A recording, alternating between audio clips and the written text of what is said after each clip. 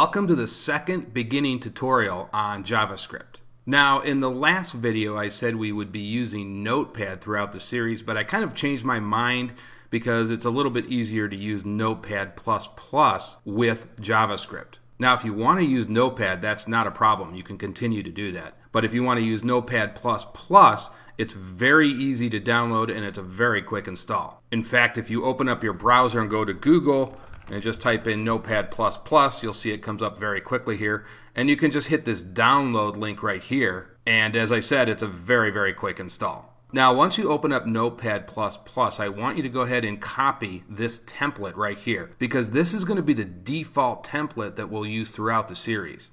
And then I want you to go ahead and save as, and then save it as a HTML document. And I just saved it on my desktop. So we'll be reusing this code over and over again, this basic template. Now, as I said in the last video, our JavaScript code goes between our script element tag. This is an HTML element tag. So we have an opening tag and a closing tag. And then everything in between is our JavaScript code. Now, this is going to be a basic video. We're just going to get started here with some very simple JavaScript code and also explain statements. Now, as I said, all of our JavaScript code will go between the script element tags. And this is usually the place you will put your JavaScript code.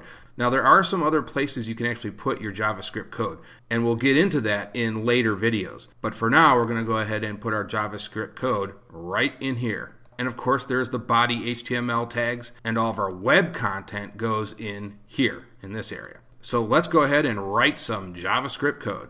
Okay, so what I want you to do now is type out document.write.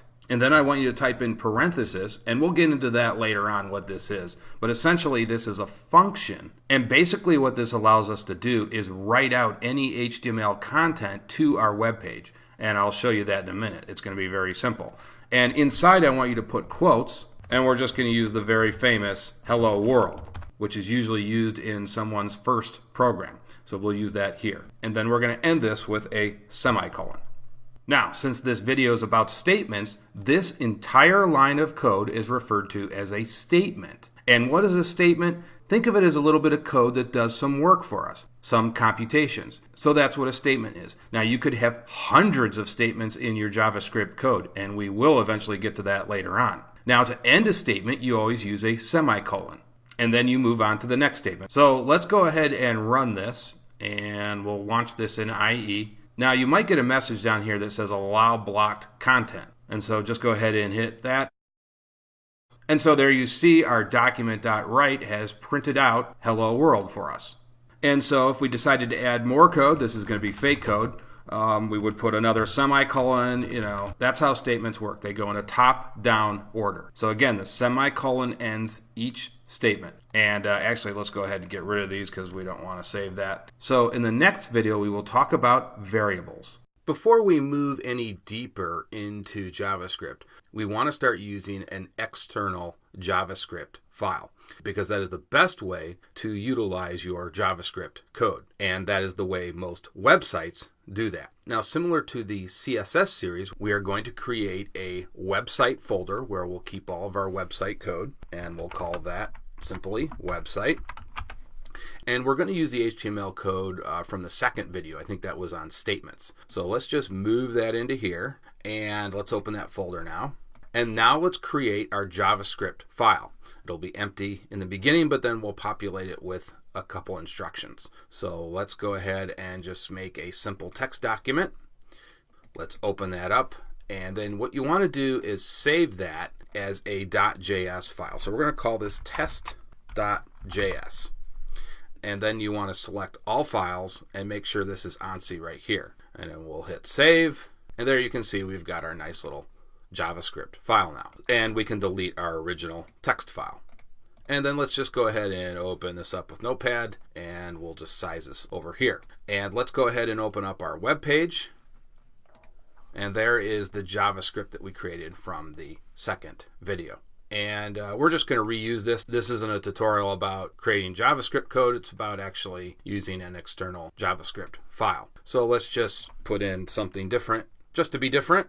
And let's just say we are now using a JS file, something like that. Now, all we have to do is copy the instruction. We don't need the script tags because this is just a JavaScript file. So we just copy and paste that over here, and we end the statement with a semicolon as we always do. And so we can go ahead and get rid of this now. But we need to specify it in our HTML, our external JavaScript file. So let's get rid of this angle bracket, and we will use the source attribute. By the way, this is the same process for an external CSS sheet, the same idea. So let's point to that file, and again, it's test.js, and we will close it with another angle bracket. Let's save this. Oops, we need to save our JS file first. And let's save our Notepad file here. And then let's again open this up in Notepad++. Let's run this in Chrome.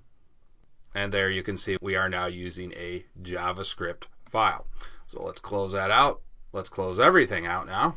And now we've got our folder. Now there are two main reasons that you want to use a JavaScript file. The first is that we do not want to unnecessarily clutter our HTML page because it will become unreadable. And again, that is similar to why you would use a CSS external style sheet. The other reason is that a lot of our JavaScript code will be used by other web pages. So it makes sense to share that among all of our web pages rather than having to retype that out for every web page. That's just kind of a pain. So it makes sense again to create an external file that we can use over and over again throughout all of our web pages. Okay, that's going to do it for this video. I will see you guys in the next video.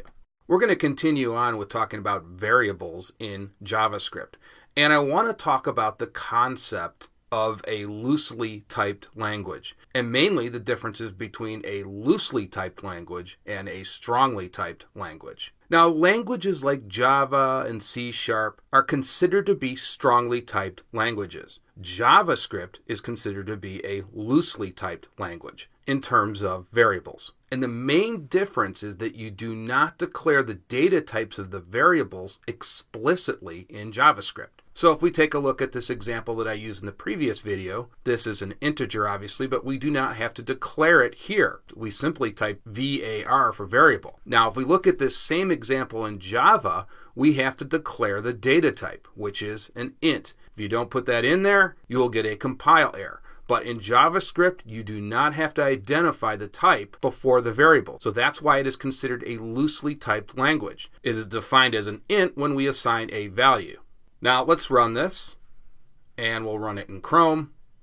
And of course, we get the message 35 years old. And that, of course, is from our alert function, which adds both of these variables up, and it says 35 years old. Now, it even goes farther than that in JavaScript. You do not even need to put this variable keyword here. We can actually remove that, and Java will still assume that this is a variable when it sees the equal sign and the value that's assigned to it. It'll actually make an assumption, oh, I didn't find the var keyword, but this still must be a variable. And to prove that, let's run this again. Actually, we'll save this. And we'll run this again.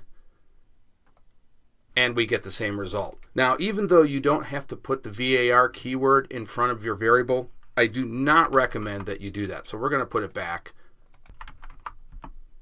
And the reason is it's considered bad form not to put the var keyword in front of the variable in JavaScript. Because for one, it makes it hard to read the code. You may be used to that, but if you have somebody else that needs to read your code, it will make it harder for the person trying to interpret your code. Also, it's not a good practice to have JavaScript assume that this is a variable. In rare instances, it can actually lead to some problems where JavaScript gets confused and this is not treated as a variable. So again, I would recommend that you put the var keyword in front of your variable, even though, as I said, it is not necessarily required. Okay, that's going to do it for this video. I will see you guys in the next video. Today we're going to look at variables, and variables are what we're going to be using throughout this series, so it's a good time to take an initial look at them. Now, when you define a variable in JavaScript, you always define it with var, right here, var. Because if you don't have a variable. So that's pretty easy to remember. And that's a little bit different than Java, where you will remember if you took my series on Java,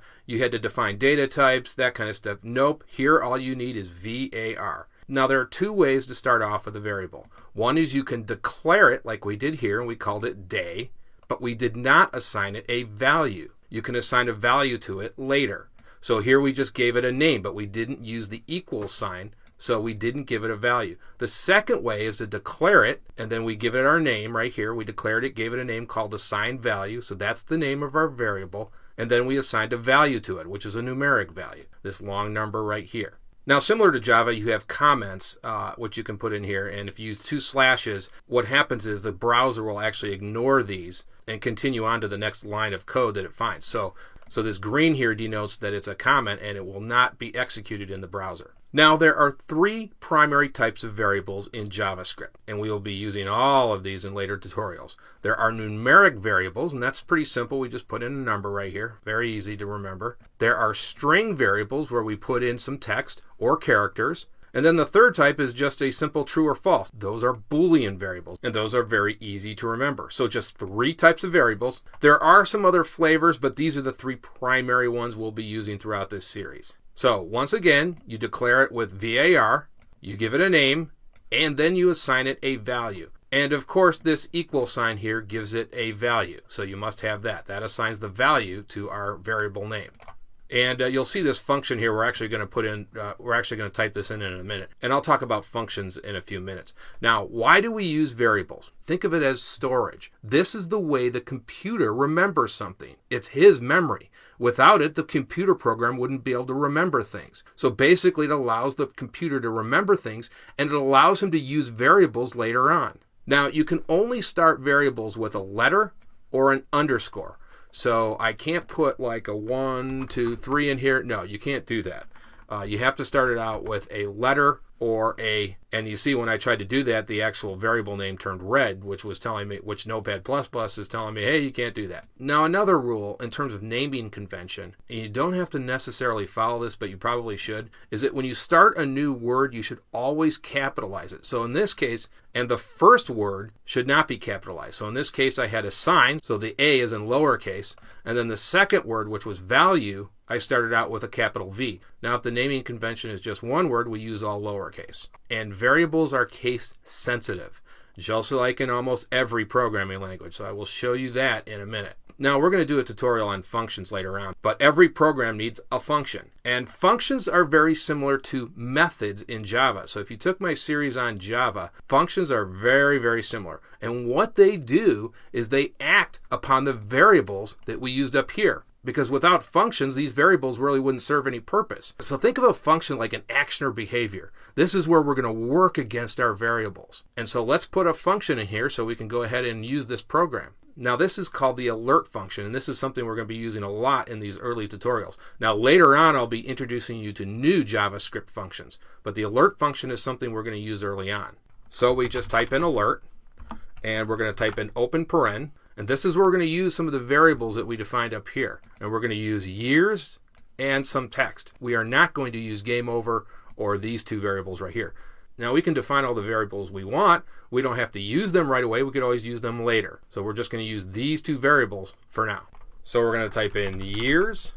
And you notice how the IntelliSense for Notepad actually found the variable. So we can just go ahead and select that. And then we're going to use a math operator. We'll talk about math later on. And then we're going to add that to the sum text, and you can see how it found it right there. So we can just select that, and then we use a closing parenthesis. Now I want to show you the case sensitivity part here. If we put in t, this is referring to some other variable that we didn't even define here. So we have to match the case exactly.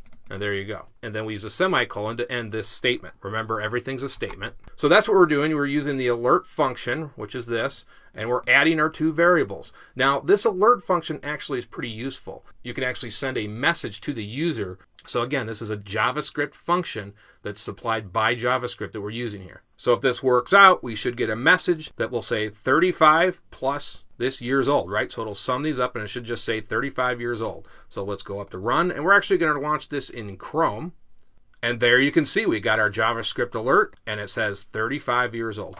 Okay, that is going to do it for this tutorial. I will see you guys in the next tutorial.